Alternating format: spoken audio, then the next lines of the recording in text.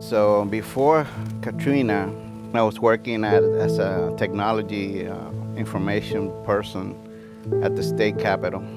And the idea popped into my head to do a website called mambomundo.com that would unite all the Latin entertainment events that were going on around the city and around the state.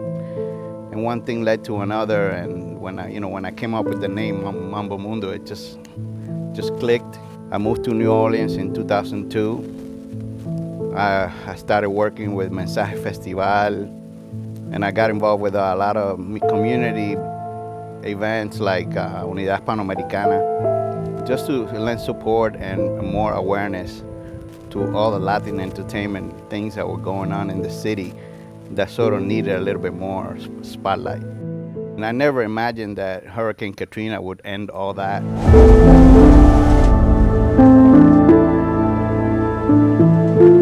It's not easy really to talk about Katrina because it opens up a lot of wounds.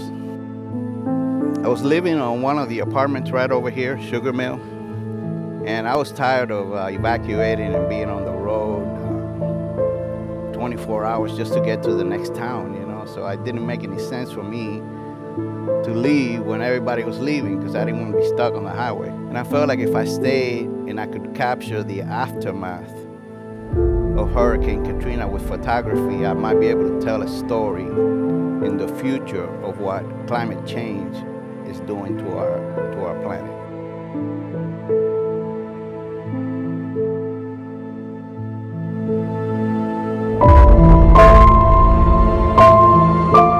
Around 3 in the morning, the roof had caved in my apartment. Water started seeping in. The following day, I went outside and I photographed everywhere I could walk in Kenner and Metairie. I walked down Vintage. I walked right there, Williams Boulevard. The more you kept going down up towards the highway, the deeper the water got. I didn't swim because I had my camera with me and I didn't want to get the camera wet.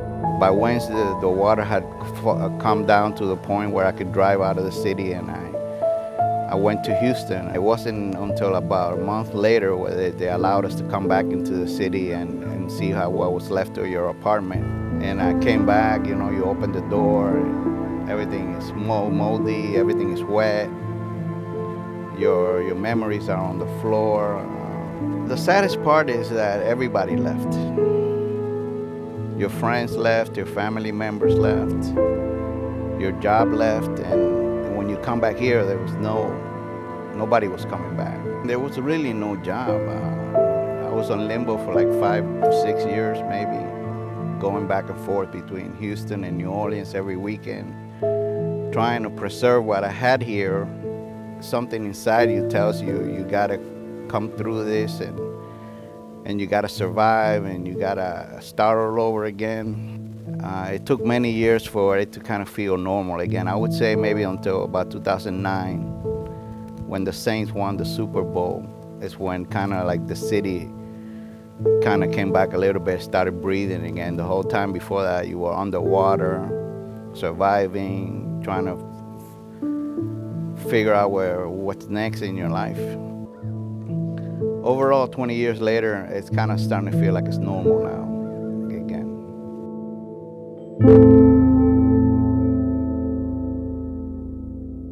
After the pandemic, I kind of decided that I wanted to come back and give back to of the many blessings that I've had in this world.